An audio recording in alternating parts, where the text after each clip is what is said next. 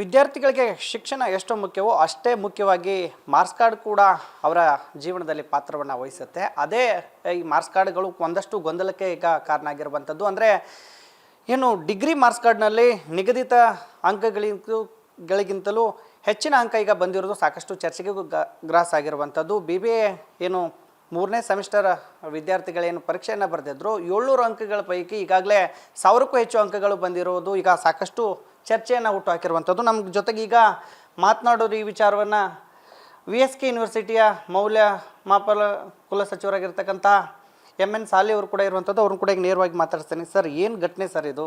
ವಿದ್ಯಾರ್ಥಿಗಳಿಗೆ 700 ಅಂಕಕ್ಕಿಂತನೂ ಜಾಸ್ತಿ ಅಂಕಗಳು ಬಂದಿದ್ದಾವೆ. ಯೂನಿವರ್ಸಿಟಿಯಲ್ಲಿ ಆ ಥರ ಕೊಡೋಕ್ಕೆ ಪ್ರಾವಿಷನ್ ಇದೆಯಾ? ಇಲ್ಲ, ಅದು ಒಂದು ಕಾಲೇಜಿನ 8 ವಿದ್ಯಾರ್ಥಿಗಳ ಮಾರ್ಕ್ಸ್ ಕಾರ್ಡ್ನಲ್ಲಿ ಒಟ್ಟು ಅಂಕಗಳಲ್ಲಿ ವ್ಯತ್ಯಾಸ ಆಗಿದೆಯೇ ಹೊರತು ವಿದ್ಯಾರ್ಥಿಗಳು ಪಡೆದುಕೊಂಡಿರ್ತಕ್ಕಂಥ ಅಂಕದಲ್ಲಿ ಯಾವುದೇ ರೀತಿಯಾಗಿರ್ತಕ್ಕಂಥ ವ್ಯತ್ಯಾಸ ಆಗಿಲ್ಲ. ಅದು BBA 3ನೇ ಸೆಮಿಸ್ಟರ್ ವಿದ್ಯಾರ್ಥಿಗಳ 8 ವಿದ್ಯಾರ್ಥಿಗಳು ಮಾತ್ರ ಇಂಥ ಒಂದು ಮಾರ್ಕ್ಸ್ ಕಾರ್ಡ್ಗಳಲ್ಲಿ ದೋಷ ಮುದ್ರಣ ಕಂಡು ಬಂದಿರತಕ್ಕಂಥದ್ದು. ಅದನ್ನು ಮಹಾವಿದ್ಯಾಲಯದ ಪ್ರಾಚಾರ್ಯ ನಮ್ಮ ಗಮನಕ್ಕೆ ತಂದಾಗ ತಕ್ಷಣವೇ ಅದನ್ನು ಸರಿಪಡಿಸಿಕೊಟ್ಟು ಅವರಿಗೆ ನಾವು ಮಾಹಿತಿಯನ್ನು ನೀಡಲಾಗಿದೆ. ಸರ್, ಈಗ ಮಾರ್ಕ್ಸ್ ಕಾರ್ಡ್ ಬಂದ ತಕ್ಷಣವೇ ಕೆಲವೊಂದಿಷ್ಟು ಸ್ಕಾಲರ್ಶಿಪ್ ಅಪ್ಲೈ ಮಾಡ್ತಾರೆ, ಇನ್ನೊಂದಷ್ಟು ಜಾಬ್ಗಳಿಗೆ ಈ ಥರನಾದಂಥ ಮಾರ್ಕ್ಸ್ ಕಾರ್ಡ್ಗಳು ಬೇಕಾಗಿರುತ್ತೆ. ಆದರೆ ನಿಗದಿತ ಅವಧಿಯಲ್ಲಿ ಈ ಥರ ತಪ್ಪುಗಳು ಆದಾಗ ಯಾರು ಜವಾಬ್ದಾರಿ ಸರ್ ಈಗ ವಿದ್ಯಾರ್ಥಿಗಳ ಭವಿಷ್ಯಕ್ಕೆ?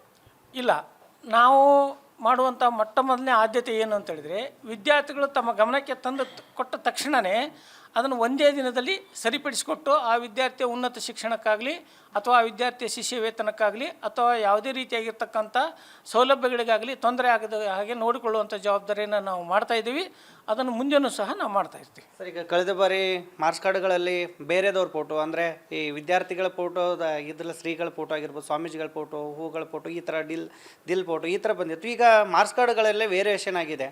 ಈ ಥರ ಯಾರ ಮೇಲೆ ಕ್ರಮ ವಹಿಸ್ತಾರೆ ಸರ್? ಇದು ಪದೇ ಪದೇ VSK ಅಂದರೆ ಈ ಥರ ಎಡವಟ್ಟುಗಳು ಬರ್ತಾ ಇದ್ದಾವೆ. ಇಲ್ಲ, ಕೆಲವು ಸಂದರ್ಭದಲ್ಲಿ ಈಗಾಗಲೇ ನಾನು ಸ್ಪಷ್ಟೀಕರಣ ಕಟ್ಟುಕೊಟ್ಟ ಹಾಗೆ ವಿದ್ಯಾರ್ಥಿಗಳು ತಮ್ಮ ಕೋರ್ಸನ್ನು ನೋಂದಣಿ ಮಾಡಿಕೊಳ್ತಕ್ಕಂಥ ಸಂದರ್ಭದಲ್ಲಿ ಮಹಾವಿದ್ಯಾಲಯದಲ್ಲಿ ಅದನ್ನು ಪರಿಶೀಲಿಸಬೇಕು, ನೀವು ಇದನ್ನು ಮಾಡಿ ಕಳಿಸ್ಬೇಕು ಅಂತಕ್ಕಂಥ ನಾವು ಸುತ್ತೋಲೆಯನ್ನು ಕಳಿಸಿದಾಗ ಈ ಸಾರಿ ನಾವು ಕೊಟ್ಟಿರ್ತಕ್ಕಂಥ ಮಾರ್ಕ್ಸ್ ಕಾರ್ಡ್ಗಳನ್ನು ಪರಿಶೀಲಿಸಿ ಆ ನ್ಯೂನತೆಯನ್ನು ನಾವು ಈಗಾಗಲೇ ಸರಿಪಡಿಸಿಕೊಟ್ಟಿದ್ದೀವಿ. ಜೊತೆಗೆ ಪ್ರಾಚಾರ್ಯರಿಗೂ ಸಹ ನಾವು ಈಗಾಗಲೇ ಸುತ್ತೋಲೆಯನ್ನು ಕಳಿಸಿದ್ದೀವಿ. ನೀವು ನೋಂದಣಿ ಮಾಡಿಕೊಳ್ತಕ್ಕಂಥ ಸಂದರ್ಭದಲ್ಲಿ ಅತ್ಯಂತ ಜಾಗರೂಕತೆಯಿಂದ ನೋಂದಣಿಯನ್ನು ಮಾಡಿಕೊಳ್ಬೇಕು.